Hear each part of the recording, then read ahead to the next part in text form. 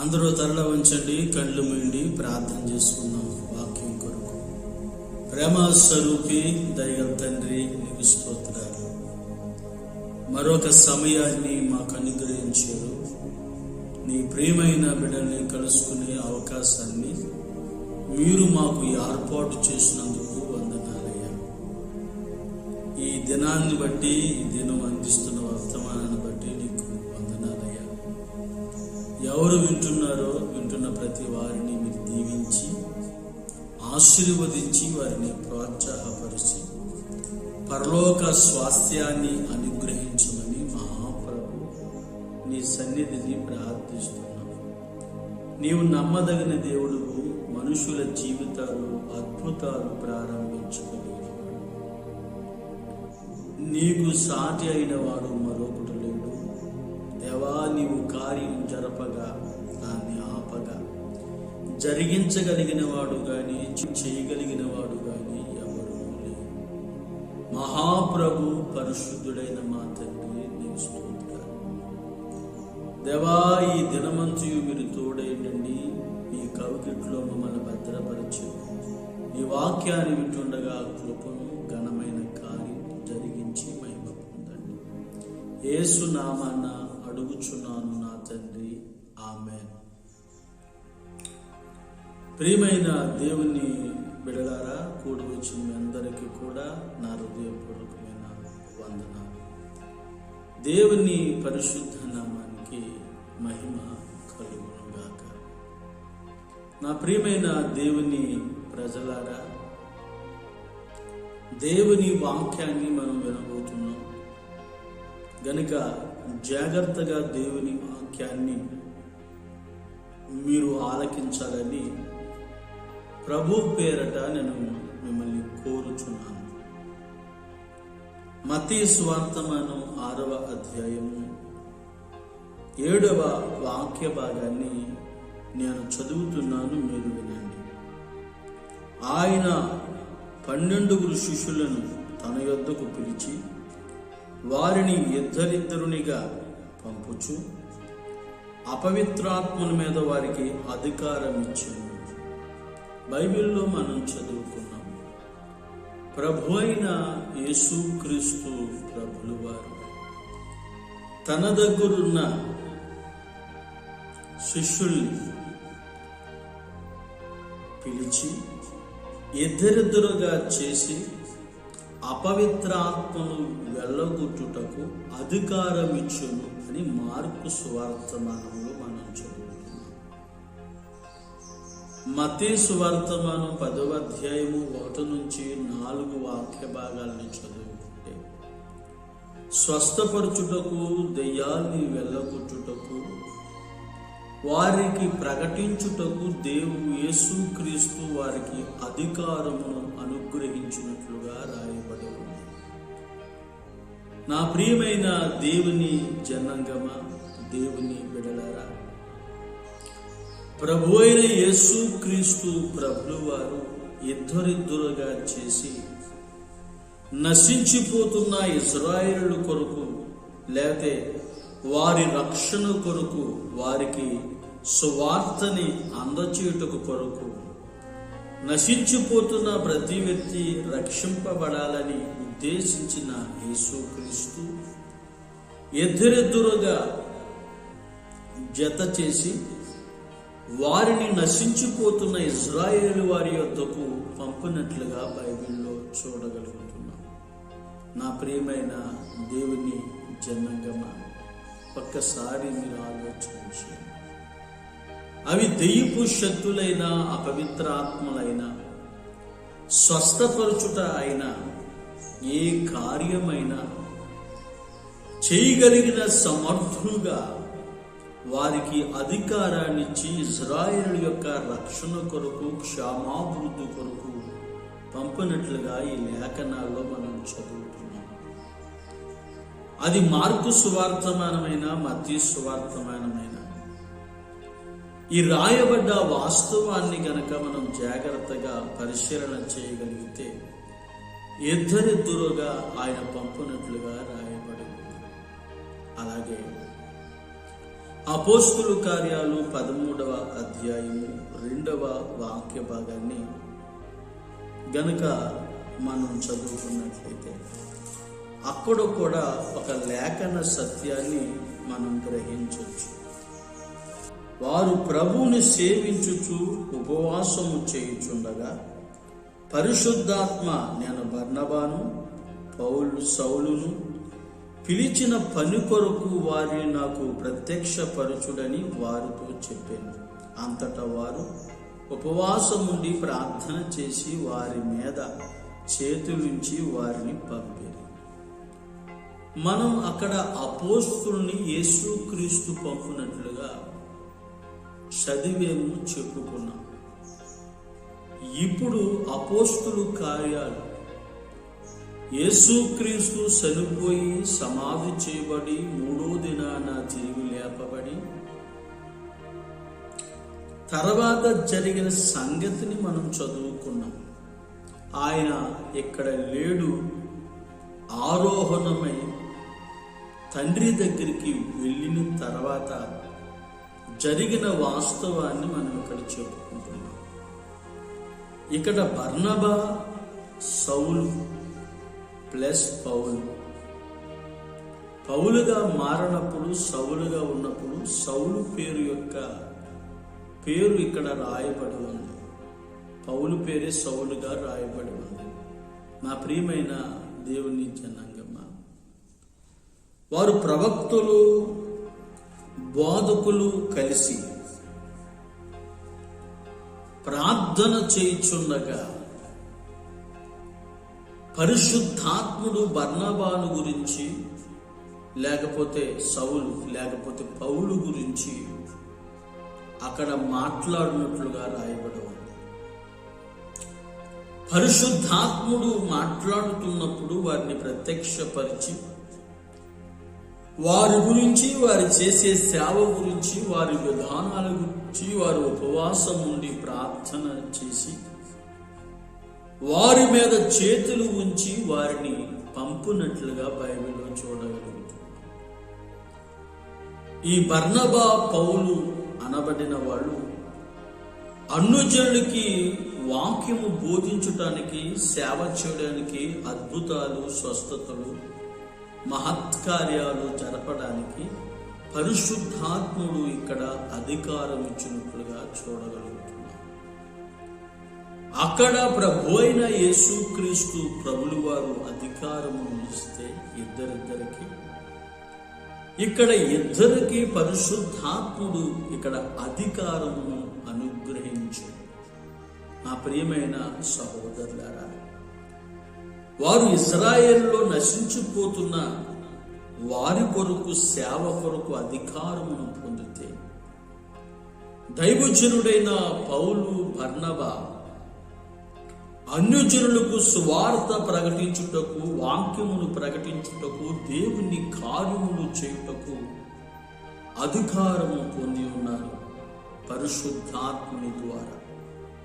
నా ప్రియమైన సహోదరులారా, బైబిల్లో ఆయా సందర్భాల్లో ఇద్దరిని గూర్చి చాలా మాటలు, సందర్భాలు రాయబడ్డాయి. వాటిలో నుంచి 2 విషయాల్ని ఇప్పుడు మనం చదువుకున్నాం, వాటిని ధ్యానము చేశాం. నా ప్రియమైన సహోదరులారా, మీరు ఆలకించాలి. ఆలకిస్తూ అడుగులు వేయాలని, వాక్యాన్ని ధ్యానించాలని ప్రభు పేరట నేను మిమ్మల్ని వేడుకుంటున్నాను. నా ప్రియమైన సోదరులారా, అలా సేవ చేసిన సేవ ఎంతో అద్భుతంగా ఉంది, ఎంతో అద్భుతంగా రాణించారు. ఎన్నో ఆత్మలు రక్షించబడ్డాయి. ఎంతో పేరు, ఘనత వారు సంపాదించగలిగారు. కారణం పంపబడుట. గనుక నా జీవితంలో వాక్యాన్ని బోధిస్తున్న సహోదరుడా, వాక్యాన్ని వింటున్న సహోదరి, నువ్వు ఎవరివైనా, ఎక్కడ వాడివైనా, ఎవరికి చెందిన వ్యక్తివైనా, నీవు ఒక్కసారి ఆలోచన చేయగలిగితే నీవు పంపబడ్డావా? ఆ రోజుల్లో యేసుక్రీస్తు ఉన్నాడు గనుక యేసుక్రీస్తు ద్వారా పంపబడ్డారు. మరి ఈ రోజుల్లో అదృశ్య దేవునిగా, ఆదరణకర్తగా, సత్యస్వరూపిగా మన మధ్య సంచరిస్తున్న పరిశుద్ధాత్ముడు ఉన్నాడు గనుక పరిశుద్ధాత్ముని ద్వారా నీవు ఏర్పాటు చేయబడి ఆయన ద్వారా ప్రత్యక్షపరచబడి నీవు సేవకు బయలుదేరిన వ్యక్తిగా నీవు ఉండాలి. మనుషుల ద్వారానో, మనుషుల ఆలోచన ద్వారానో, నీ తెలివితేటల ద్వారానో, నీ విద్య ద్వారానో, నీకు కలిగిన కృపావరము ద్వారానో కాక ఈ సేవ కొరకు ఒక ప్రత్యేకమైన ఏర్పాటు అనేది, పరిచర్య కొరకు ఓ ప్రత్యేకమైన ఏర్పాటు అనేది నీకు ఉండాలని ప్రభు పేరట కోరుకుంటున్నాను. అది పరిశుద్ధాత్ముని ద్వారా. పరిశుద్ధాత్ముడు వారి ద్వారా ప్రవక్తుల నోట, బోధకుల నోట తెలపబడినట్లుగా వారు వారిని ప్రత్యక్షపరిచి అతి ప్రత్యేకంగా వారిని చేసి వారిద్దరిని అన్యజనుల రక్షణ కొరకు పంపునట్లుగా బైబిల్లో గ్రంథస్థం చేయబడింది. నీవు ఈ రోజున ఎవరి కొరకు పంపబడ్డావు? ఏ వ్యక్తుల కొరకు పంపబడ్డావు? ఏ ప్రాంతానికి పంపబడ్డావు? ఒకసారి ఆలోచించి. పరిశుద్ధాత్ముడు ఈ దినాల్లో నిన్ను పంపాడా? పరిశుద్ధాత్ముడు నీకు తెలియచేసాడా?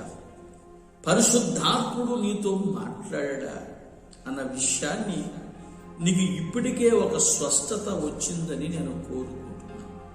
ఆ విధంగా బర్నబా, ఈ పౌలు లేకపోతే సౌలు ఒక అద్భుతమైన సేవను చేసి వారి జీవితంలో ఎంతో ఘనతను సంపాదించి ప్రభు ద్వారా వారు మెప్పును పొంది ఉన్నారు. నా ప్రియమైన సహోదరులారా, ఇద్దరిద్దరు యొక్క విశేషాలు ఏమిటి అని మనం ఆలోచన చేస్తాం. బైబిల్లో మనం చదవచ్చు. మత్తయి సువార్తమానం 18వ అధ్యాయం 20వ వాక్య భాగాన్ని నేను చదువుతున్నాను, మీరు వినండి. యాలయనగా 2-3 నా నామాన ఎక్కడ కూడి ఉందరో అక్కడ నేను వారి మధ్య ఉండునని చెప్పాను. బైబిల్లో మత్తయి సువార్తమానంలో మనం చదివి ఉన్న మాటను మనం విన్నాం. నేను చదువుతుంటే మీరు విన్నారు. విన్న దాని గురించి ఒకసారి ఆలోచించి, 2 లేక 3 ఆయన నామాను గురించి, అంటే ఆయన పేరు మీద ఎక్కడ కూడుకుంటారో అక్కడ నేను ఉండునని చెప్పాను. నా జీవితంలో ప్రభు చెప్పిన వాస్తవం పలికిన మాట.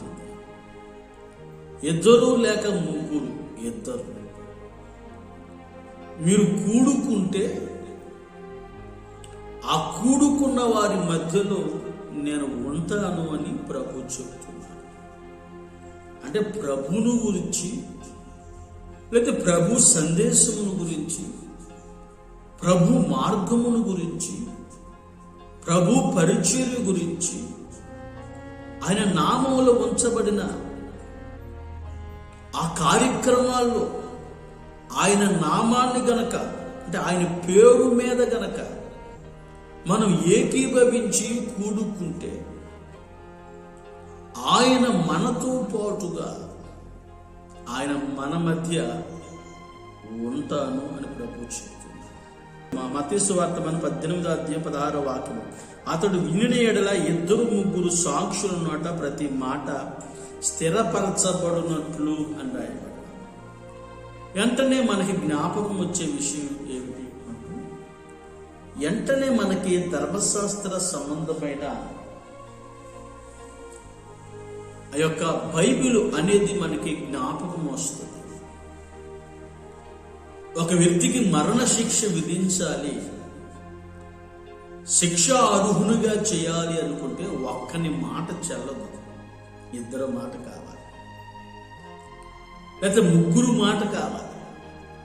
ఆ ఇద్దరు లేక ముగ్గురు ఈ కలిపి ఆ చెప్పిన ఆ సాక్ష్యం లేకపోతే ఆ క్రియలు, చెప్పిన క్రియలు కానీ వాళ్ళు దాని మీద స్థిరపడి అతనికి మరణ శిక్షణ లేకపోతే శిక్ష అతనికి విధిస్తారు ధర్మశాస్త్రం. ప్రభువు చెప్పింది కూడా ఇక్కడ అదే వాస్తవాన్ని ధర్మశాస్త్రంలో అలా చేస్తారు.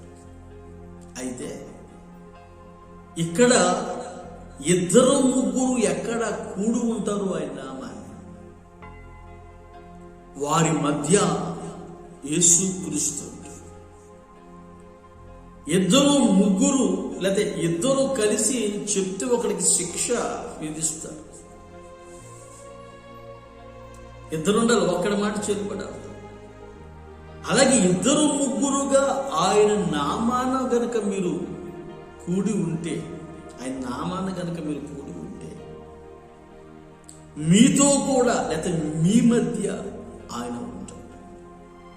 నీ నా జీవితంలో కూడా అది మేలు చేయడానికి కావచ్చు, స్వస్థపరచడానికి కావచ్చు, నిన్ను నడిపించడానికి కావచ్చు, నీ ఆందోళనను తొలగించడానికి కావచ్చు, నీ భయాలు వెళ్ళగొట్టడానికి కావచ్చు, అవి నీ కార్యములు అయినా నీ వ్యక్తిగత సమస్యలు అయినా ప్రతి కార్యాన్ని నీవు పొందుటకు ఆయన ఏ కార్యమైన పొందుటకు నీతో కూడా ఉంటాడు. కనుక ఇద్దరుగా ఒక్కరగా కాక ఇద్దరుగా కలిసి ఆయన నామాన్ని కూడుకోవటం వలన ఆయన మన మధ్య ఉంటాడు. బైబిల్లో ఒక సందర్భం రాయబడి ఉంది. దేవుడు మోషేను పిలిచాడు. మోషేను పిలిచినప్పుడు మోషే ఏం చెప్పాడు? నిర్గమకాండంలో, అయ్యా నోరు మాంద్యం గలవాడిని నేను, నాలుక మాంద్యం గలవాడిని, నేను మాట్లాడలేను గనుక నేను సేవ చేయలేను, ఇశ్రాయేలు నేను చెప్పిన వారు నమ్మరు అని చెప్తాడు. ఒక ఎబ్రీయుడు జన్మించాడు. ఒక ఎబ్రీయుడు చెప్తే ఒక ఎబ్రీయుడు వినాలి, కానీ వాళ్ళు మోషేను నమ్మరు. ఎందుకని నమ్మరు? మోషే ఫరో కుమారుడుగా పెరిగాడు, అంటే యువరాజుగా పెరిగాడు, పెంచబడింది కూడా, పెంచిన వారు కూడా తల్లే పెంచింది, ఒక దాదీగా ఉండి పెంచి పెద్ద చేసి ఐగుప్తు యువరానికి అప్పగించింది. మీరు బైబిల్లో చదువుతున్నప్పుడు ఏమని రాయబడి ఉందంటే, అక్కడ సకల విద్య ప్రవీణుడును మాటల యందు నేర్పరి అని మోషే కొరకు అపోస్తుల కార్యాలు మీరు చదివారు. నిర్గమాకాండంలో గనక మీరు చదివితే, నిర్గమాకాండం 4వ అధ్యాయము 10-15 వాక్య భాగాలు మీరు చదువుకుంటే అక్కడ మీకు స్వస్థత అనేది మీకు బాగుగా అర్థమవుతుంది. గనుక ఒకసారి నిర్గమాకాండం 4వ అధ్యాయం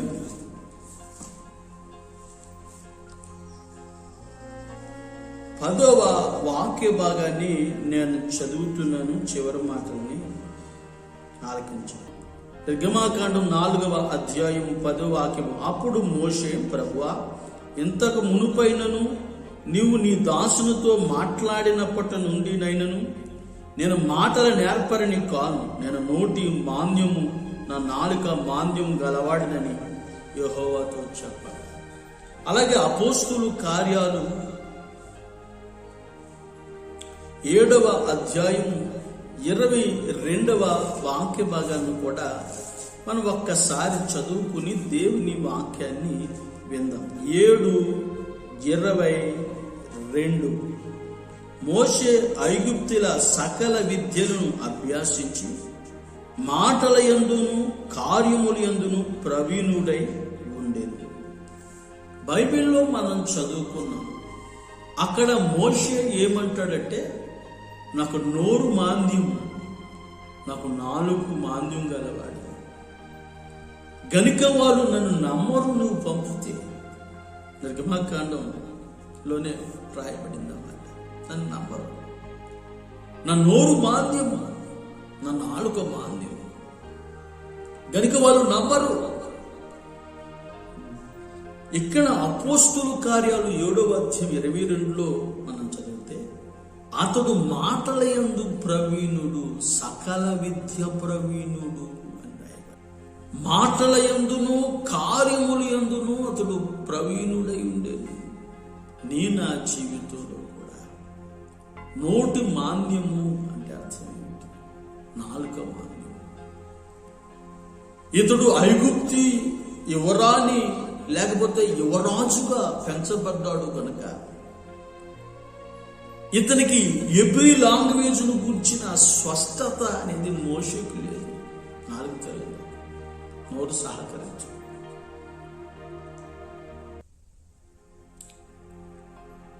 కనుక వాళ్ళు నన్ను నమ్మరు, నేను మాట్లాడలేను. నిర్గమాకాండం 4వ అధ్యాయం 15వ వాక్యం, నీవు అతనితో మాట్లాడి అతని నోటికి మాటలు అందించవలెను.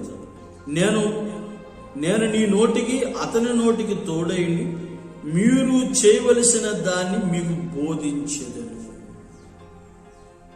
ఇదేంటి? నోటు మాంద్యం గలవాడిని, నాలుగు మాంద్యం గలవాడు. ఎబ్రీ లాంగ్వేజ్ మాట్లాడాడు. నోరు కుదరదు, నాలుగు కుదరదు. కొంతమంది చెప్పారు నత్తివాడి. ఇక్కడ మాటల యందును 2 కార్యముల యందు కూడా ఈ మోషే అనే వ్యక్తి ప్రవీణుడు. యువరాజు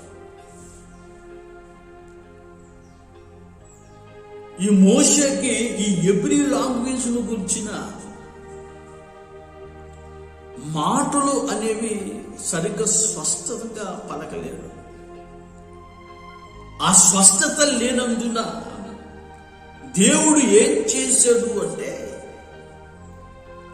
ఇతడు ఏది పలుకుతున్నాడో అహరోను అది ఇశ్రాయేలుడికి చెప్పునట్లుగా, అర్థమైన రీతిలో చెప్పినట్లుగా మోషేకి తన అన్నని తోడుగా ఇచ్చాడు. వీళ్ళిద్దరూ కలిసి మాట్లాడుతున్నప్పుడు, మోషే మాట్లాడుతున్నప్పుడు, అహరోను మాట్లాడుతున్నప్పుడు, ఇద్దరి నోటికి ఆయన తోడై ఉండి ఇశ్రాయేలీలో ప్రతి కార్యాన్ని దేవుడు జరిగించేవాడు. నా జీవితంలో కూడా ఒకసారి మీరు ఆలోచించి, అక్కడ ఇద్దరు ఆయన నామాన్ని కూడుకుంటే వాళ్ళ మధ్యన దేవుడు ఉంటున్నాడు. దేవుని నామాన, దేవుని సన్నిధిలో ప్రభు పిలిచిన తర్వాత నోరు మాంద్యం గలవాడును నాలుగు మాంద్యం గలవాడైన మోషే మాట్లాడుతున్నప్పుడు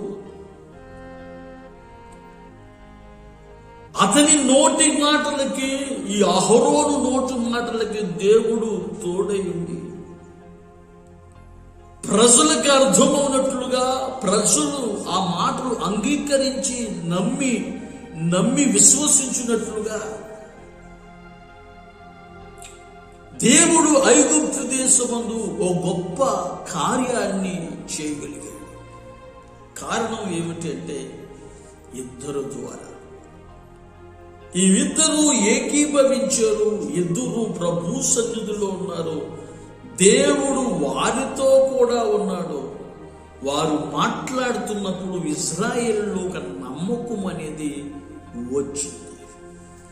దేని కొరకు ఈ నమ్మకం అంటే, అలనాడు అబ్రహాము, ఇస్సాకు, యాకోబులతో చేసిన నిబంధన అంటే ప్రమాణపూర్వకమైన వాక్యము. పాలు తేళ్లు దేశాన్ని ఇస్తానని వాగ్దానము చేసిన ఆ వాగ్దానాన్ని వారు స్వతంత్రించుకున్నట్లుగా దేవుడు వారిద్దరిని వాడుకోవడం ప్రారంభించాడు.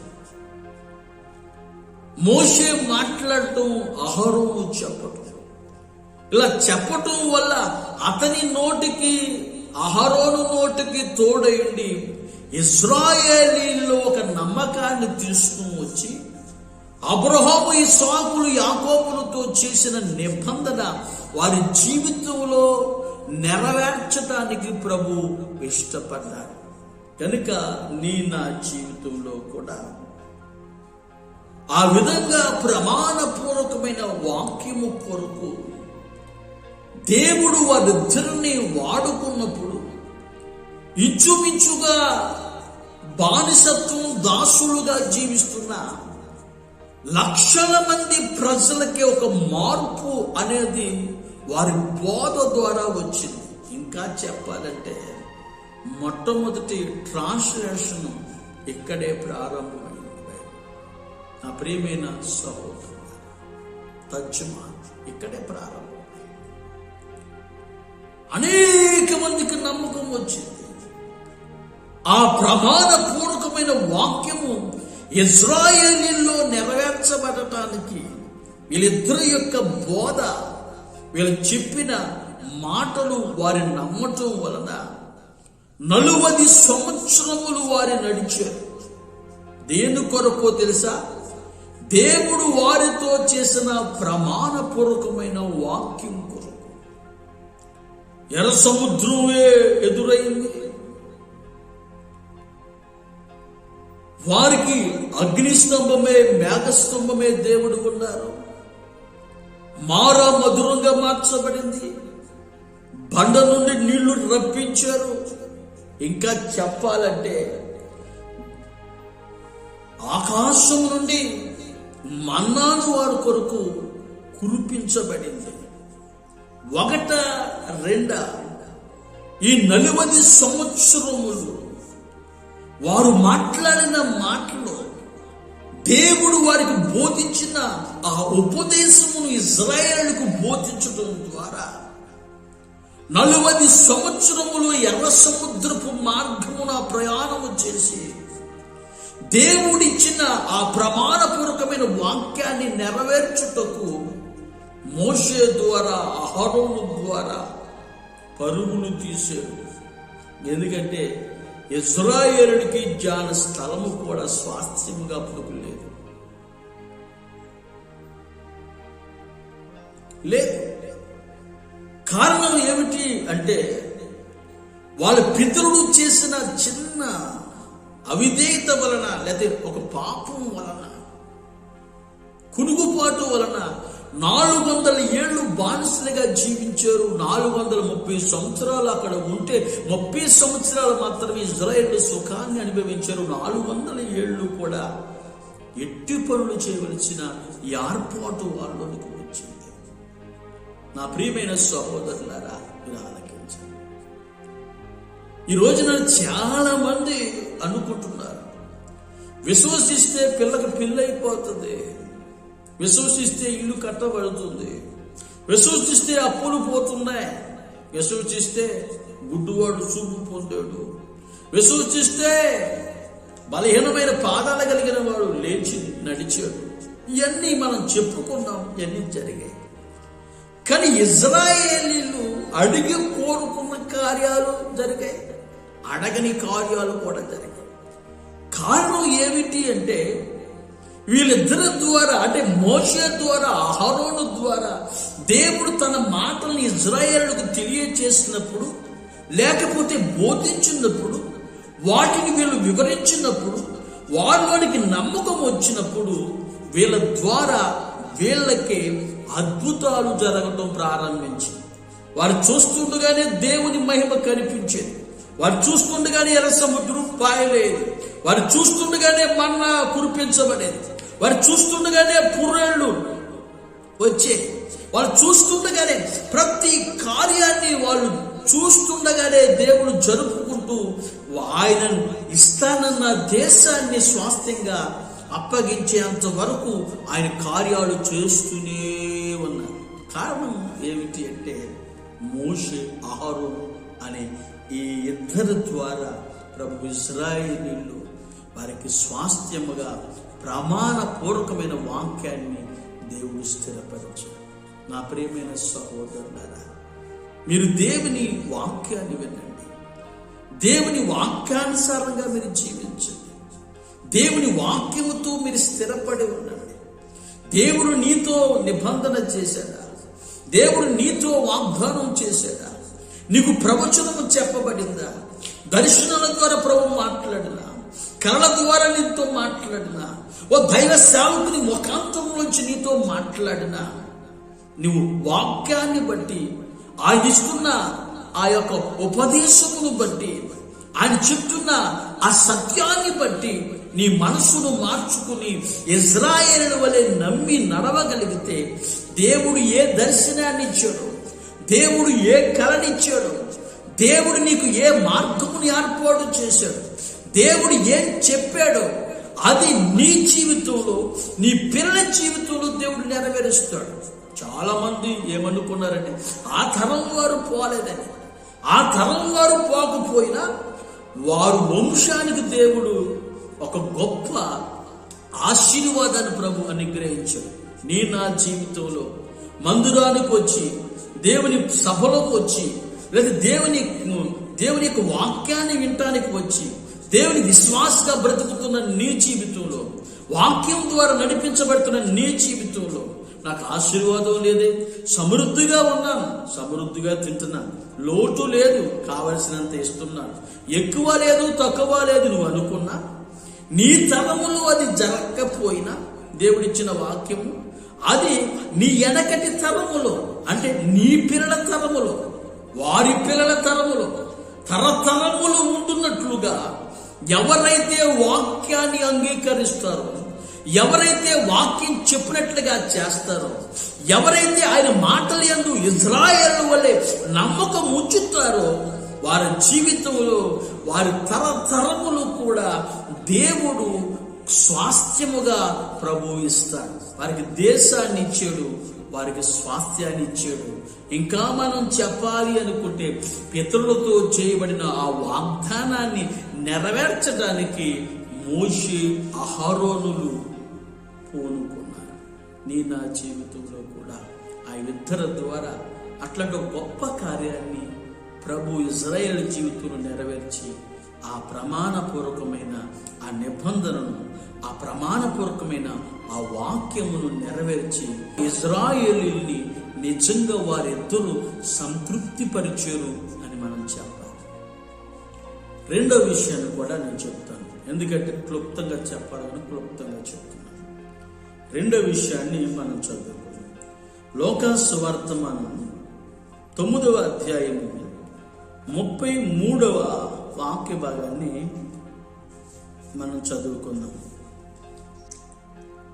ఆ ఇద్దరి మనుషులు ఆయన యొద్ద నుండి వెళ్ళిపోచుండగా పేతురు యేసుతో, నా ఏలినవాడ, మనం ఇక్కడ ఉండుట మంచిది.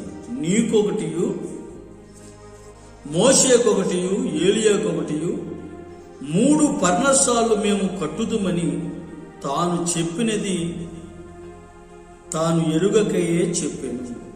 ఈ మాటలు మార్కు సువార్తల్లో కూడా రాయబడ్డాయి. ఒకసారి మీరు చదవండి, వాటిని ఆలోచించి. పేతురు, యోహాను, యాకోబు ప్రార్థన చేస్తున్నారు. నలుగురు కలిసి. వీళ్ళకి నలుగురికి దర్శనం వచ్చింది. ఏంటి దర్శనం అంటే, మోషే, ఏలియాలు వచ్చి ప్రభుతో మాట్లాడుతున్నారు. ఏంటి సిచ్యువేషన్ అంటే, యెరూషలేములో జరగబోయే నిర్గమమును గురించి మాట్లాడుతున్నారు. వారు మాట్లాడి బయలుదేరి వెళ్ళిపోతున్నారు. మోషే, ఏలియాలు మాట్లాడి వెళ్ళిపోతున్నారు. అప్పుడు ఏమంటాడంటే, నా ఏలినవాడ, మనం ఇక్కడ ఉండటం మంచిది, నీకోటి ఏలియాకోటి మోషేకొకటి 3 పర్ణశాలలు కడతాం, ఇక్కడ ఉండటం మంచిది. ఒకసారి మీరు ఆలోచించి, యెరూషలేములో జరగబోయే నిర్గమం, మోషే కాలంలో జరిగింది నిర్గమం ఒకటి దేవుని ద్వారా. అదే నిర్గమాకాండములో మనం చదువుతున్నాం, దేవుని ప్రత్యక్ష గుడారం యొక్క నిర్మాణం ఏర్పడ్డది, దేవుని సంకల్పం. ఇప్పుడు యెరూషలేములో ఒక నిర్గమం జరగబోతుంది యేసుక్రీస్తు ద్వారా. ఆ జరగబోయే ఆ నిర్గమమును గురించి మాట్లాడుతున్నప్పుడు వీళ్ళకి అర్థం కాల. దేవుని యొక్క ప్రణాళిక, దేవుని యొక్క కార్యములు, దేవుని యొక్క ఆ వాస్తవాలను గ్రహించలేకపోయారు. కనుక 3 పర్ణశాలలు కడతాం. ఆయన టైంలో అయినా మోషే గారు ప్రత్యక్ష గుడారాలను కట్టాడు. మేము అలా కాదు, నీకొకటి, ఏలియాకొకటి, మోషేకొకటి, 3 పర్ణశాలలు కడతాం, మనం ఇక్కడ ఉండటం మంచిది. వాళ్ళు వెళ్ళిపోతున్నారు. గనుక నీ నా జీవితంలో అతడు ఎరుగకయే చెప్పాడు అని రాయబడి. నా ప్రియమైన సహోదరులారా, మీరు ఆలకించండి. ప్రభు సన్నిధిలో ఆలోచిస్తూ వాక్యం వైపు అడుగులు వేయటం ప్రారంభించి, వాళ్ళిద్దరు ఎందుకు వచ్చారు ఇలా ప్రార్థన చేస్తున్నారు, ఏంటి ఏర్పాటు అని కనుక మనం ఆలోచన చేయగలిగితే, యెరూషలేములో జరగబోయే నిర్గమం అంటే ఇప్పుడు భౌతికంగా ఉన్న యెరూషలేములో జరగబోయే ఆ నిర్గమమును గురించి వాళ్ళు మాట్లాడుతున్నారు. ఏంటి ఆ నిర్గమం అని మన బైబిల్లో మనం చదవగలిగితే, మత్తయి సువార్తమానం 16వ అధ్యాయము 17, 18 వాక్య భాగాల్ని నేను చదువుతున్నాను. మీరు యేసు సీమోను బర్ యోనా, నీవు ధన్యుడువు, పరలోకమందున్న తండ్రి ఈ సంగతి నీకు బయలుపరిస్తేనే గాని నరుడు నీకు బయలుపరచలేదు. మరియు నీవు పేతురు, ఈ బండ మీద నా సంఘమును కట్టుదు. నా గురించి ఏమనుకుంటున్నారు? కొంతమంది ఏలియా అనుకున్నారు, కొంతమంది ప్రవక్త అనుకున్నారు, ప్రవక్తలో ఎవడో గొప్పవాడు అనుకుంటున్నారు. మీరేమనుకుంటున్నారు అంటే, పేతురు అంటాడు, నీవు సజీవుడు అయిన దేవుని కుమారుడు అంటే బ్రతుకున్నాడు సజీవంగా, ఆయన కుమారుడు. నువ్వు ఇక్కడ ఉన్నావు, ఆయన అక్కడ ఉన్నాడు, ఆయన సజీవుడు, సజీవుడైన దేవుని కుమారుడు.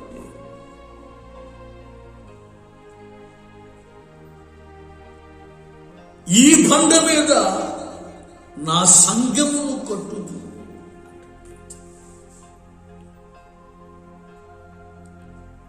క్రీస్తే ముఖ్యమైన మూలరాయి అయి ఉండగా అపోస్తులు ప్రవక్తులు వేసిన పునాది మీద కట్టబడుతున్నాం. పౌలు అంటాడు, కట్టబడుతున్న ప్రతి వాడు కూడా ఎలా కట్టబడుతున్నాడో చూసుకో. ఇప్పుడు పేతురు, ఇప్పుడు మోషే, ఏలియాను, యేసుక్రీస్తు యొక్క సంభాషణ, ఆ జరిగిన ఆ సిచ్యువేషన్ ఏమిటి అంటే, క్రీస్తు అనే పునాది మీద కట్టబోయే దేవుని సంఘము కొరకు. అది నిర్గమం. ఆ జరగబోయే నిర్గమమును గురించి, ఆయన మరణ పునరుద్ధానముల గురించి, ఆయన శ్రమపడి ఆ సంఘాన్ని ఎలా స్థాపిస్తాడో అనే ఆ వధువు సంఘముల గురించిన ఆ ఆలోచనలు, ఆ నిర్గమమును గురించి వీళ్ళు ముగ్గురు మాట్లాడుతున్నారు. వీళ్ళు కూడా చూస్తున్నారు. బాధ కూడా మనం ఇక్కడ ఉండటం మంచిది కనుక నీకోటి, ఏలియాకోటి భౌతికంగా 3 పర్ణశాలలు కట్టేస్తారు, ఒక గెస్ట్ రూములు కట్టేస్తారు.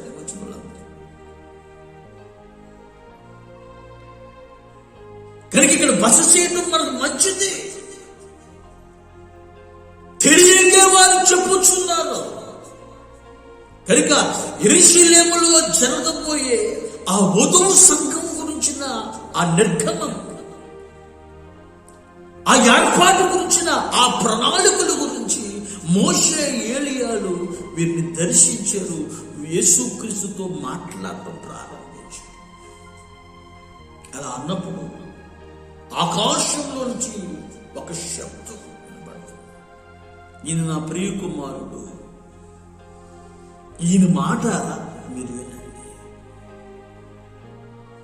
మీకు మీరుగా కాదు కట్టుకునేది, డినామినేషన్లు ఉన్నాయి. మీకు మీరుగా కాదు కట్టుకునేది. పేర్లు పెట్టి దానికి ఒత్తులు పెట్టి మేకులు కొట్టి ఆ విధంగా కాదు, ఒక వధువు సంఘాన్ని సిద్ధపరచండి. దేవుని యొక్క నిర్గమమును గురించిన ఒక ఏర్పాటును చేయండి. అలా చేసినప్పుడు ఆ సంఘము ఏర్పరచబడుతుంది. ఆ సంఘం ఏర్పరచబడిన ఆ సంఘమే వధువు సంఘం. ఆ జరగబోయే నిర్గమమును గురించి వారు మాట్లాడుతున్నారు. పని లేక కాదు వారు మాట్లాడుతున్నారు.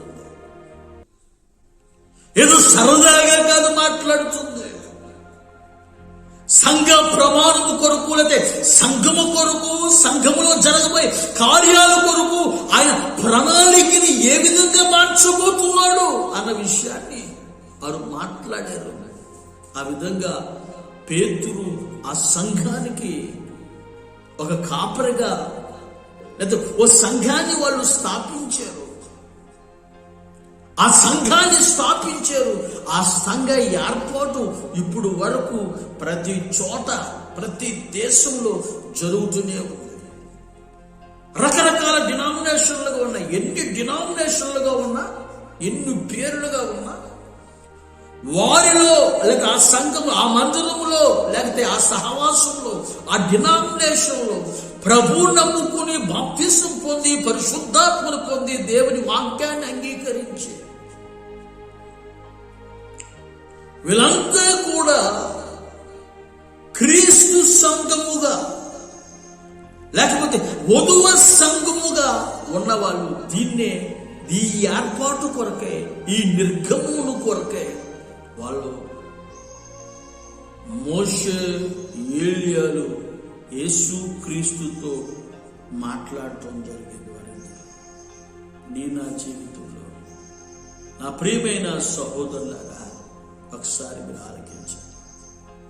ఆ విధంగా ఆలోచన చేసి యేసు క్రీస్తు అడుగులు వేయటం వల్ల ఈ రోజున ఇన్ని మందిరాలుగా ఉండి వధువు సంఘం, లేదా దేవుని సంఘం, క్రీస్తు సంఘము ఉద్భవించిందని చాలా స్పష్టంగా మనకు తెలుస్తుంది. ఒక్కరుగాను, ఇద్దరుగాను, 120 మంది గాను, అనేక మంది అక్కడక్కడ ప్రతి ప్రపంచ దేశంలో ప్రతి వారు కూడా మార్చబడి మారు మనసు పొంది బాప్తిసములు పొందుకుని క్రీస్తు సంఘముగా వాళ్ళు తయారు చేయబడ్డారు. నా ప్రియమైన సహోదరులారా, ఆ నిర్గమం గురించి ఈ మోషే, ఏలియాలు మాట్లాడటం జరిగింది. ఒకసారి మీరు చదవండి. ఎఫెసీ పత్రిక 1వ అధ్యాయం 22-23 వచనాలు చదువుతాను. మరియు సమస్తమును ఆయన పాదముల కింద ఉంచి సమస్తం పైన ఆయనను సంఘమునకు శిరస్సుగా నియమించెను. ఆ సంఘము ఆయన శరీరం. సమస్తమును పూర్తిగా నింపుచున్నవాని సంపూర్ణతై ఉన్నది. బైబిల్లో మనం చదువుకున్నాం. నా ప్రియమైన సహోదరులారా, మీరు ఆలోచించారు. ఘనమైన కార్యాలు, మహిమగల కార్యాలు, ఆశ్చర్యమైన కార్యాలు, అద్భుతమైన కార్యాలు, గొప్ప కార్యాలు ప్రభువా మా జీవితంలో నువ్వు చేయబోతున్నందుకు స్తోత్రాలు. సంఘము లేదా సంఘమునకు ఆయన శిరస్సుగా ఉన్నాడు. ఇది నిర్గమం. వాడు చెప్పేది సంఘం ఏర్పాటైంది. నిర్గమంలో ఇంకొక విషయం చెప్తున్న విషయం ఏమిటి అంటే, ఆయన సంఘానికి శిరస్సు. అదిగా ప్రభు ఏమంటున్నాడంటే, మీరు ఆయన మాట వినండి. ఈ సంఘంలో సేవకులు ఉండొచ్చు, విశ్వాసులు ఉండొచ్చు, ప్రవక్తులు ఉండొచ్చు, అపోస్తులు ఉండొచ్చు, స్వార్థికులు ఉండొచ్చు, ఉపదేశకులు ఉండొచ్చు.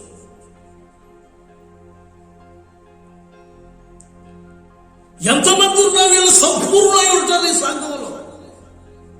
ఆ సంఘములో ఉన్న నిర్గమమే క్రీస్తు సంఘములకు శిరస్సు అయి ఉన్నాడు. అది కదా పాయింట్. జ్ఞానం ఇది చదువుతున్నప్పుడు ఏడ్చిన కళ్ళంటే నీళ్ళు వచ్చి ప్రార్థన చేస్తే ఎంత అద్భుతమైన నిర్గమం. దేవుడు వాళ్ళని దర్శించుట ఎంత గొప్ప విశేషం అండి. వాళ్ళు మాట్లాడుకోవటం, ఆ జరగబోయే నిర్గమం ఏమిటంటే, క్రీస్తు లేనప్పటికీ ఆరోహణమై తిరిగి వెళ్ళినప్పటికీ ఆయన సంఘానికి శిరస్సు అయి ఉన్నాడు. స్త్రీకి శిరస్సు పురుషుడు అయితే, ఈ శిరస్సు ద్వారా ఆలోచనలు, ఈ శిరస్సు ద్వారా చూపు, ఈ శిరస్సు నుంచే మాటలు, ఈ శిరస్సు నుంచే శ్వాస, ఈ శిరస్సు నుంచే వినికిడి మనకు కలుగుతుంది దేహానికి. ఎక్కడ గిల్లినా ఈ మెదడుకు తెలుస్తుందండి. కారణం ఏమిటి అంటే, శిరస్సు ప్రతి భక్తిపరుడికి, ప్రతి విశ్వాసకి, ప్రతి సేవకుడికి క్రీస్తు శిరస్సు అయి ఉన్నాడు. ఈ శిరస్సు అయిన యేసుక్రీస్తు ద్వారా ప్రతి ఆలోచన ద్వారా శరీరం కదిలించబడి లేదా ప్రవర్తించబడి తన దిశలు మార్చుకోగలుగుతుంది, సవ్యంగా నడవగలుగుతుంది. ఎలా నడవగలుగుతుందో ఈ శరీరం, అలాగే క్రీస్తు తన ఆలోచనల చేత, తన ఉద్దేశముల చేత, తన బాటల చేత ఒక సంఘాన్ని నడిపించేవాడిగా, నడిపించే ఒక వ్యక్తిగా, లేదా ఒక శిరస్సుగా ఆయన ఉండి నడిపించి మనం క్రీస్తుకు కలిగిన సమానమైన సంపూర్ణ పరిశుద్ధత పొందేంత వరకు ఆయన గొప్ప కార్యాలు చేపడతాడు. అందుకనే ఈ నిర్గమమును గురించి మాట్లాడతాడు. ఈ నిర్గమం మందిరం కట్టినా మోషే కాలంలో లేదండి. మోషే కాలంలో లేకపోయినా ఏలియా కాలంలో కూడా లేదండి. అద్భుతాలు జరిగాయి కానీ లేవండి, ఎక్కడా లేదు. కానీ యేసుక్రీస్తు ద్వారా వీళ్ళిద్దరూ దర్శించడం ద్వారా ఈ నిర్గమమును గురించి వీళ్ళు మాట్లాడుతున్నారు. అది క్రీస్తుకు కలిగిన సమానమైన సంపూర్ణ పరిశుద్ధత పొందాలనేదే నిర్గమం. ఆ సంఘ ఏర్పాటు కొరకు, ఆ సంఘంలో ఉంటున్న వ్యక్తులు దీవెన కొరకు, క్రీస్తుకు కలిగిన సమానమైన సంపూర్ణ పరిశుద్ధమైన వారు అగునట్లుగా ప్రభువు గొప్ప కార్యాన్ని మన జీవితంలో ప్రభు చేశారు. ఎఫెసీ పత్రిక 4:11 మనమందరం విశ్వాస విషయంలో దేవుని కుమారుని గురించిన జ్ఞాన విషయంలోను ఏకాత్వం పొంది సంపూర్ణ పురుషులకు వరకు, అనగా క్రీస్తుకు కలిగిన సంపూర్ణతకు సమానమైన సంపూర్ణత గలవారము వరకు ఆయన ఇలాగ నియమించి, సంపూర్ణ పురుషుల వరకు, అది క్రీస్తుకు కలిగిన సమానమైన సంపూర్ణ పరిశుద్ధత. అంటే అర్థం ఏంటంటే, క్రీస్తు ఎంత పరిశుద్ధుడై ఉన్నాడో ఈ నిర్గమంలో విశ్వాసి సేవకుడు కూడా ఈ వధువు సంఘం ద్వారా, లేకపోతే ఈ యొక్క క్రీస్తు సంఘం ద్వారా అంత సమానమైన పరిశుద్ధత గలవారుగా ఉండాలి. ఇప్పుడు శిరస్సు ఒకటి పెడితే, శిరస్సు ఒకటి పెట్టి బాడీ ఒకటి పెడితే అతుక్కుంటుందా? అతుక్కోదు. ఏమండి, కోడి మేడకు తీసుకొచ్చి నెమల మేడని పెడితే అతుక్కుంటుందా? కుదరదు. దాని తలకాయ దాంది, దీని తలకాయ దీంది. మనిషి తలకాయ మనిషి తలకాయ, ఎద్దు తలకాయ ఎద్దు తలకాయ. ఆ జరగబోయే నిర్గమం సమానమైన సంపూర్ణ పరిశుద్ధత గలవారుగా మీరు ఉన్నారు. దాని కొరకే ఈ నిర్గమమును ప్రభు ఏర్పాటు చేశాడు. క్రీస్తు ఏ విధంగా పరిశుద్ధతలో ఉన్నాడు, ఓ సేవకుడు, దైవ విశ్వాసి సంఘము దేవుని ఏర్పాటులో ఉండి క్రీస్తు అనే బండ మీద కట్టబడుతున్న ఆ సంఘము కూడా క్రీస్తు అంత పరిశుద్ధత కలిగి ఉండాలనేదే నిర్గమము. ఈ నిర్గమముల గురించి వారిద్దరూ మాట్లాడి ఆయనతో సంభాషిస్తున్నారు. గనుకనే వీళ్ళు తెలియక బోధిస్తున్నారు, వీళ్ళు తెలియక మాట్లాడుతున్నారు, వీళ్ళు తెలియక వాళ్ళు మాట్లాడుతున్నారు. కనుక ఈ మాట మీరు వినండి. యెరూషలేములో చెరగబోయే నిర్గమమును గురించి వారిద్దరూ దర్శించారు. ఆ నిర్గమం ప్రభు ఏర్పాటు చేసే క్రీస్తు సంఘం, లేకపోతే వధువ సంఘము. ఆ సంఘమునికి శిరస్సై ఉన్నాడు. ఆ సంఘము ఆయన ఎంత సమానత్వమైన పరిశుద్ధత పొందినట్లుగా ప్రభు చేశాడు. నేను గాని నువ్వు గాని ఎంతమంది ఉన్నా, ఎంతమంది రక్షణలోనికి వచ్చినా వారందరినీ కూడా ఓ సమానస్తులుగా పరిశుద్ధతలో చేసి ఆ విధంగా ఆయన నిర్గమమును నెరవేర్చగలిగాడు. దాని కొరకు మోషే, ఏలీయాలు వచ్చి ప్రభుతో మాట్లాడుతున్నారు యెరూషలేములో జరగబోయే నిర్గమమును గురించి. మూడో విషయం కూడా అంటే యోహాను సువార్త 20వ అధ్యాయం 12వ వచనాన్ని మనం చదువుకున్నాం. తెల్లని వస్త్రములు ధరించిన ఇద్దరు దేవదూతలు యేసు దేహం ఉంచబడిన స్థలములో తలవైపున ఒకడు, కాళ్ళవైపున ఒకడు కూర్చుండుట కనబడిన. వారు, అమ్మ ఎందుకు ఏడ్చుచున్నావు అని ఆమెను అడగగా ఆమె, నా ప్రభు ఎవరో ఎత్తుకుని పోయిరి, ఆయన ఎక్కడ ఉంచారో నాకు తెలియదని చెప్పాను. బైబిల్లో మనం ఇంకొక విషయాన్ని మనం చదువుకున్నాం. ప్రభు అయిన యేసు క్రీస్తు ప్రభులు వారు చనిపోయారు, సమాధి చేయబడ్డారు, అది చంపబడ్డారు. జీవాధిపతిని చంపారు. 3వ దినాన్ని మృతుల్లో నుంచి ఆయన తిరిగి లేపాను అని బైబిల్లో మనం చదువుతున్నాం. మగ్దలేని మరియ పెద్దల కాడే లేచి, ఇంకా కొందరు స్త్రీలను కొన్ని సువార్తల్లో రాయాలి. వెదుగుతున్నప్పుడు తెల్లని వస్త్రములు ధరించుకున్న ఇద్దరు దేవదూతలు తలవైపున ఒకడు, కాళ్ళ వైపున ఒకడు కూర్చున్నారు. అమ్మ ఎవరిని చూస్తున్నాను కదా? అయ్యా, నా యేసు నేను ఎదుగుతున్నాను, ఆయన ఎవరైనా ఎత్తుకుపోయింటే చెప్పమా. కొన్ని సువార్తలు వాళ్ళు ఏం చెప్పారు తెలుసు? ఆయన ఎక్కడ లేడు, ఆయన లేచి ఉన్నాడు.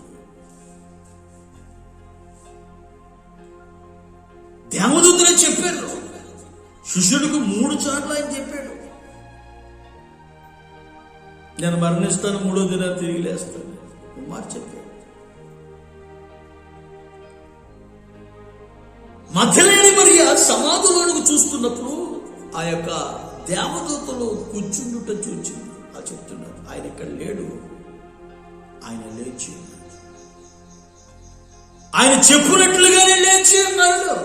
ఒకసారి మీరు ఆలోచన చేయండి.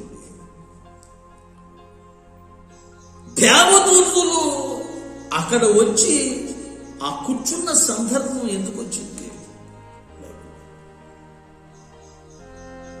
ఆయన చెప్పాడు కదా, ప్రవక్తలు ప్రవచించారు కదా, లేఖనాలు నెరవేరబడినట్లుగా తిరిగి లేపబడతాడు కదా, లేకపోతే ఆయన చెప్పినట్టుగానే లేపబడతాడు కదా. మరి దేవదూతలు వచ్చి ఎందుకు కూర్చున్నారు? ఖాళీ సమాధానం.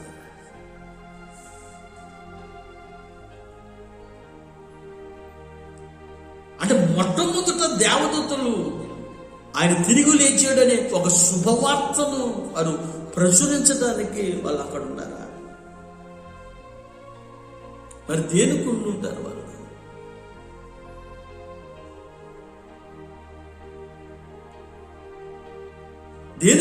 ఉన్నాడు అక్కడ. ఈ మగ్దలేనే మరియ వచ్చినప్పుడు ఆ సమాధి దగ్గర ఉన్న దేవదూతలు ఆమెతో మాట్లాడుతున్నారు. ఆయన చెప్పినట్లుగానే తిరిగి 3వ దినాన తిరిగి లేచి. అంటే అర్థం ఏమిటి అంటే, దేవుడు అలనాడు ప్రవక్తుల ద్వారా చెప్పిన, యేసుక్రీస్తు ద్వారా ఆ విషయాలు బోధించబడ్డా వీళ్ళకి వెంబడిస్తున్న వాళ్ళకి, ఆత్మీయంగా ఉన్న వాళ్ళకి అర్థం కాలేదండి.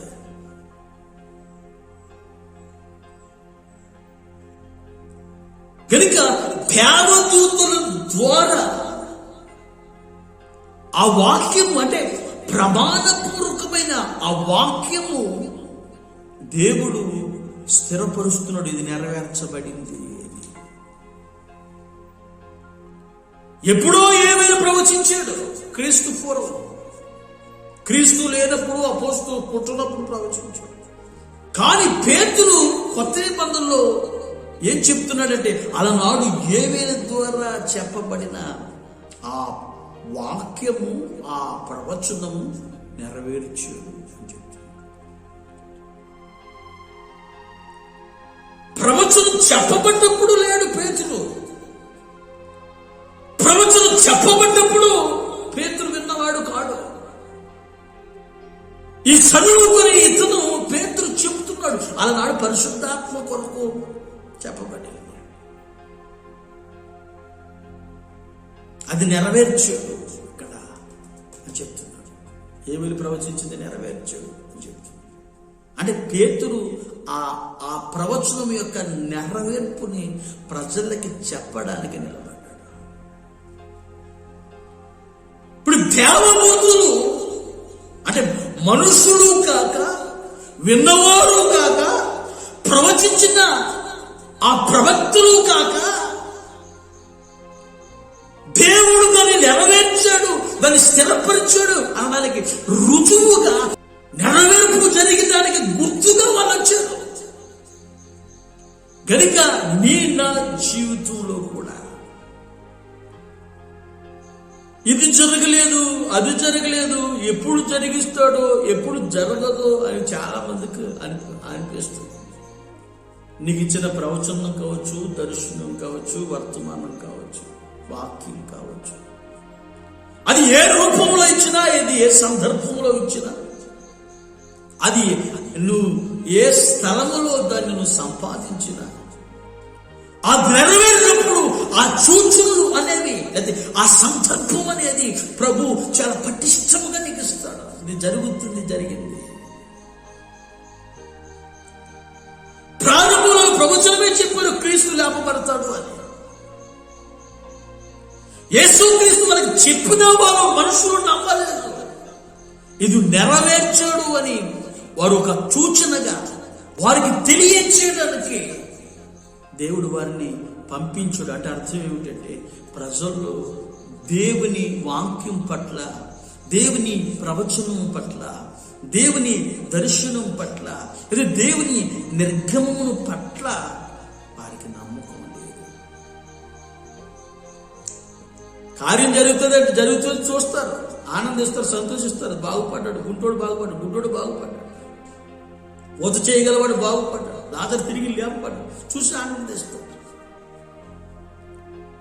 అది జరిగిన తర్వాత ప్రజలు నమ్మునట్లుగా, విశ్వసించినట్లుగా, విశ్వసించి మాకు కూడా పునరుద్ధానం ఉంది అని గ్రహించినట్లుగా, అది తెలుసుకోవడం కొరకే, దాన్ని స్థిరపరచుటకు కొరకే ఈ ఇద్దరి దేవదూతలు ఇక్కడ కూర్చుని ఉన్నారు. నీ నా జీవితంలో కూడా నా ప్రియమైన సహోదరు, భౌతికమైన నెరవేర్పులే కాదు, భౌతికమైన కార్యములు మాత్రమే కాదు, భౌతికంగా కలిగిన ఆ ఆశీర్వాదం మాత్రమే కాకుండా ఆత్మ సంబంధమైన జీవం మరొకటి ఉందని, ఆ నిత్య జీవాన్ని నువ్వు స్వతంత్రించుకోవాలని, ప్రతి మనిషికి పునరుద్ధానం ఉందని తెలియచేయటం కొరకే ఆయన లేపబడ్డాడు. ఆ విషయాన్ని ప్రజల్లో నమ్మకం తీసుకురావడానికి, విశ్వాసాన్ని తీసుకురావడానికి, అది కన్ఫర్మ్ చేయడానికి వీళ్ళిద్దరూ కూడా ఖాళీ సమాధి దగ్గర కూర్చుండి ఉన్నారు. నీ నా జీవితంలో కూడా ప్రభువైన యేసుక్రీస్తు ఆత్మీయతని జరిగించి ఆత్మీయ జీవితాన్ని ప్రారంభించి ఎలా లేపబడ్డాడో పౌలు చెప్తున్నాడు. ఒకవేళ మా బోధ కూడా వ్యర్థమే అంటాడు. ఇంకా మనం చెప్పాలి అనుకుంటే ప్రథమ ఫలముగా క్రీస్తు లేపబడ్డాడు. ఆ తర్వాత వరుసలో మనము వారు వరుసలో లేపబడతారు. ఒకవేళ ఆయన లేపబడలేదా మన విశ్వాసం వ్యర్థమే. గనుక నీ నా జీవితంలో కూడా ప్రతి మనిషికి పునరుద్ధానం ఉందని, ప్రతి మనిషికి నిత్య జీవం ఉందని, ప్రతి మనిషి మరలా చనిపోయిన ఆయన ద్వారా బ్రతికి జీవిస్తాడు అని, తండ్రి తనంతట తాను ఎలా జీవం గలవాడై ఉన్నాడో కుమారుడు కూడా అలాగే జీవం గలవాడై ఉండటకు అధికారాన్ని దేవుడు ఎలా అనుగ్రహించాడో, యేసుక్రీస్తు ద్వారా ఉద్భవించిన మనం, నూతన సృష్టిగా ఉన్న మనం, ఆరాధన చేస్తున్న మనం, తండ్రిని చేరుస్తున్న మన జీవితంలో కూడా అలాంటి ఒక గొప్ప కార్యాన్ని, ఆ నిత్య జీవాన్ని మనం పొందాలని దేవుడు ఆశించి కోరుకుని లేఖనాలు నెరవేరబడినట్లుగా దాన్ని స్థిరపరచుటకు, ప్రజల్లో అది నమ్మకాన్ని కలగచేయుటకు ఈ ఇద్దరి దేవదూతలు వచ్చి ఉన్నారు. కనుక నీ నా జీవితంలో అట్లాంటి ఒక కృపను నువ్వు సంపాదించాలని, అట్లాంటి ఒక ధన్యతను నువ్వు సంపాదించాలని ఈరోజు ప్రభు కోరుకుంటున్నాడు. మత్తయి సువార్త 18వ అధ్యాయంలో 20వ వాక్య భాగాన్ని కనుక మనం చదువుకుంటే, ఇద్దరు ముగ్గురు ఎక్కడ కూడి ఉందరో వారి మధ్య ఆయన ఉంటాను అని ప్రభు సెలవిస్తున్నాడు. కనుక ఇద్దరిద్దరుగా సేవ కొరకు ఇజ్రాయేలులోనికి పంపబడ్డారు. బర్నబా, పౌలు ప్లస్ సౌలు వీళ్ళు పంపబడ్డప్పుడు అన్యజనులకు సువార్త జరిగింది. ఇద్దరు కలిసి బోధించటం వల్ల పితరులతో చేయబడిన ఆ వాగ్దానం, ప్రమాణపూర్వకమైన వాక్యం నెరవేర్చబడింది. అద్భుతాలు, స్వస్థతలు, మహత్కార్యాల ద్వారా దేవుడు వారిని నడిపించి వారికి దేశాన్ని స్వాస్థ్యంగా ఇచ్చింది. 2 నిర్గమం, ఒక సంఘంగా కట్టబడాలని నిర్గమం, ఆ సంఘానికి శిరస్సు ఉండాలని నిర్గమం, ఇంకా ఆని అంత సమానత్వం భక్తుపరులకి కలగాలనే నిర్గమం. 3వదిగా ఆయన లేఖనాలు నెరవేర్చబడ్డాయి. దేవుని చిత్తాన్ని నెరవేర్చాడు. మనకు పునరుద్ధానం ఉంది. తండ్రి ద్వారా ఎలా జీవిస్తున్నాడు, మనం కూడా అలా జీవిస్తాం అనడానికి వాళ్ళిద్దరూ పంపబడి ఒక రుజువుని చేయగలిగే మనిషి జీవితంలో నమ్మకాన్ని తీసుకుని వచ్చారు. అలాగే 2-3 నోట పలకబడిన ఆ సాక్ష్యం, చెప్పబడిన ఆ క్రియల ద్వారా ఒక వ్యక్తికి శిక్ష ఎలా వస్తుందో, 2-3 కలిసి మనం ఉంటే ఆయన న్యాయం తీర్చడానికి కానీ, కార్యం చేయడానికి కానీ, కృపనివ్వడానికి కానీ, నిన్ను నడిపించడానికి కానీ, నీ కన్నీళ్లు తుడవడానికి కానీ ఒక గొప్ప కార్యాన్ని ప్రభు చేస్తాడు. మన మధ్య ఆయన ఉండునుగాక. ప్రార్థన చేసుకుందాం. తరలి ఉంచండి, కన్ను మీద. ప్రేమాస్వరూపి దయగల తండ్రి, మీకు స్తోత్రాలు. ఇద్దరు గురించిన వర్తమానాన్ని మీరు అందించినందుకు స్తోత్రాలు. నీరు కట్టి మీరు ఫలింపచేసి అభివృద్ధిపరిచి ఆశీర్వదించండి. వింటున్న వారికి దీవెన, మేలు కలిగించండి. లేఖన సత్యాన్ని గ్రహించున్నట్లుగా వారికి కృపనివ్వండి. ఘనకార్యాలు, మహిమ గల కార్యాలు ఇచ్చండి. ఎక్కడ వినబడుతున్నా, ఏ వ్యక్తి వింటున్నా, నీ ప్రభావముగాక, నీ రాజ్య సన్నిధి అక్కడ స్థాపించబడునుగాక, ఘనకార్యాలు జరుగునుగాక, వారి కొరకు, వారి పిల్లల కొరకు గుప్పులు విప్పబడునుగాక, వాక్యమే సంచరించునుగాక, దైవ ప్రత్యక్షత వారు అనుభవించునుగాక. ఘనమైన కార్యాలు, మహిమగల కార్యాలు నీ సన్నిధి, నీ ప్రసన్నత, భద్రత, క్షేమం వారికి అనుగ్రహించండి. కృపనిచ్చి మహిమ పొంది వారి ఆత్మీయ జీవితాన్ని పెంపొందించమని యేసు నామములో అడుగుచున్నాను తండ్రి. ఆమేన్, ఆమేన్. థ్యాంక్ యూ అందరికీ. God bless you. వచ్చే సమయాల్లో కలుసుకుందాం. అంతవరకు సెలవు. మా కొరకు, మా పరిచర్య కొరకు ప్రార్థించవలసిందిగా సహోదరులతో కోరుకున్నాను. మీ అందరికీ వందనాలు.